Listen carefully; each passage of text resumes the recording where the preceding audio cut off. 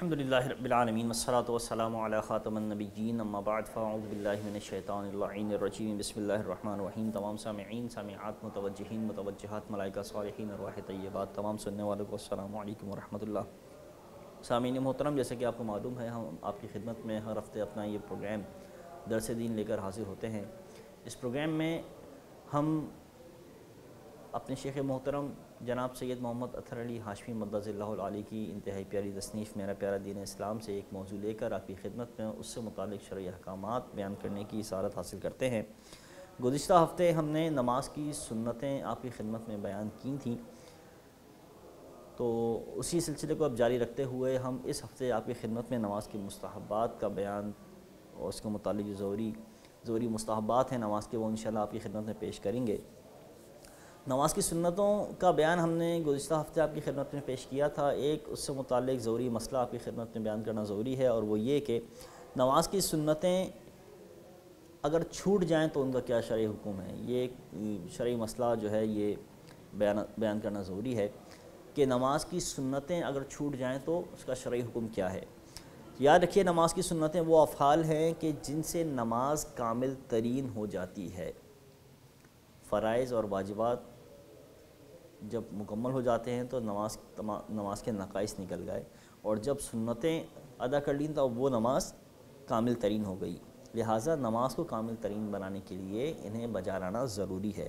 البتہ اگر کوئی سنت چھوٹ جائے تو نماز ہو جاتی ہے، اس وجہ سے سجدہ سہو لازم نہیں ہوتا جیسا کہ واجبات میں ہوتا ہے۔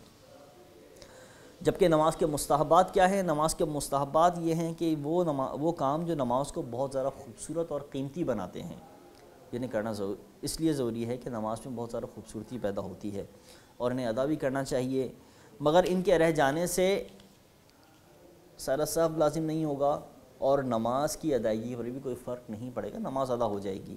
ایک خوبصورتی تھی وہ نہیں رہی نماز میں، یہ ضرور ہے۔ تو ہم 11 مستحبات آپ کی خدمت میں آج پیش کریں گے۔ نمبر 1، حالت قیام میں جو نظر ہوتی ہے وہ سجدے کی جگہ پر ہو۔ یہ سجدے کی جگہ پر نظر ہونا یہ مستحب ہے قیام کی حالت میں۔ رکوع کی حالت میں دوسرا ہمارا مستحب یہ ہے کہ رکوع کی حالت میں جو نظر ہوتی ہے، نگاہ ہوتی ہے، وہ قدموں کی طرف ہو، اور سجدے میں جو نگاہ ہوتی ہے، جب سر سجدے میں ہوتا ہے تو نگاہ ناک کی طرف ہونی چاہیے۔ جبکہ قعدہ میں جب اتحیات پڑھتے ہیں یا جلسے میں بیٹھتے ہیں تو اس وقت نگاہ جو ہے وہ گود کی طرف ہونی چاہیے، کہ یہی مستحب ہے۔ نمبر 5، پہلے سلام میں سیدھے کندھے کی طرف نگاہ رکھنا اور دوسرے سلام میں بائیں کندھے کی طرف نگاہ رکھنا یہ مستحب ہے۔ تو یہ 2 سنتیں مزید ہو گئیں، تو 6 ہماری مکمل ہو گئیں۔ 7ویں ہمارا مستحب 7واں یہ ہے کہ جماعی آئے تو منہ بند کیے رکھیں، منہ کھولنا نہیں ہے۔ اگر اس سے بھی جماعی نہ رکھے تو ہونٹ دانت کے نیچے دبا لیجئے، جماعی رک جائے گی۔ اگر اس سے بھی نہ رکے تو آپ اگر قیام کی حالت میں ہیں تو ہاتھ اس طرح بنتا ہے کہ الٹا ہاتھ نیچے اور سیدھا اوپر ہوتا ہے، تو سیدھا ہاتھ سے کی پشت سے آپ جماعی منہ پہ رکھ کے منہ بند رکھیے، کیونکہ لیکن جب صحابہ کرام کو جماعی آتی تھی تو صحابہ کرام جو ہے نبی کریم صلی اللہ علیہ وسلم طریقہ، کیونکہ شیطان منہ میں تھوک دیتا ہے، یہ بعض روایتوں میں آیا ہے، تو لہٰذا منہ بند کیا جائے، اور نماز کی حالت میں بھی جب جماعی آئے تو الٹا ہاتھ منہ پہ رکھ کر اس کو بند کیا جائے۔ اور یہ تو قیام کی حالت میں، اور باقی دیگر مقامات پر جب آپ نماز کی حالت میں نہیں ہیں، نارمل حالت میں ہیں، تو الٹا ہاتھ جو ہے منہ پہ رکھ کے جماعی روکیں گے، منہ کو ڈھانک لیں۔ رکن تو رہی نہیں ہے، لازمی سی بات ہے، جماعی آ رہی ہے تو الٹے ہاتھ سے منہ کو ڈھانک لیں گے۔ اگر 8واں مستحب یہ ہے کہ اگر امام بوقت اقامت بیٹھا ہے تو تمام مقتدی بیٹھے رہیں، یہ مستحب ہے۔ اور جب حی علی الصلاۃ حی علی الفلاح کہے تو امام مقتدی سب کھڑے ہوں، کہ یہی مستحب طریقہ ہے۔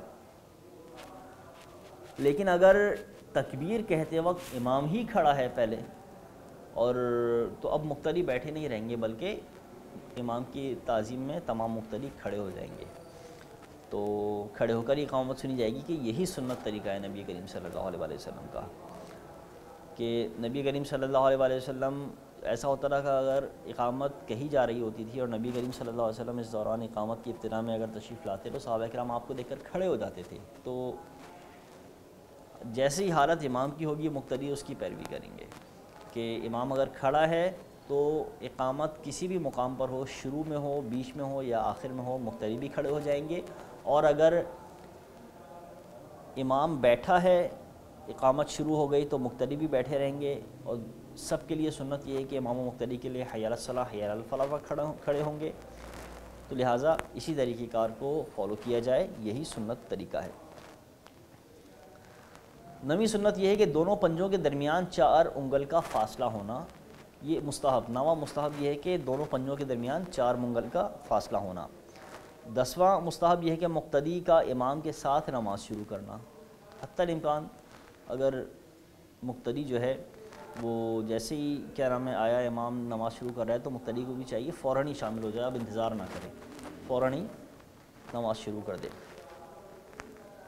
11واں مستحب یہ ہے کہ ننگی زمین پر یا ننگے فرش پر بغیر دری یا صف یا مصلی وغیرہ بچھائے نماز پڑھنا. یہ مستحب ہے کہ حتی الامکان نہ مصلی ہو، نہ کوئی دری ہو، نہ کوئی چادر ہو، ننگی زمین پر نماز پڑھا جائے، نماز کو ادا کیا جائے جب کہ دل کو اچھا لگے اور نماز میں دلی کراہیت بھی نہ ہو. تو یہی طریقہ ہے کہ آپ ننگی زمین پر نماز پڑھیں، کہ یہی سب سے زیادہ مستحب ہے. اللہ تبارک و تعالیٰ سے دعا ہے کہ ہمیں نمازوں کو کما حقہ ان کی تمام فرائض، واجبات اور مستحبات کے مطابق، تمام ظاہری باطنی آداب کے مطابق ادا کرنے کی توفیق عطا فرمائے.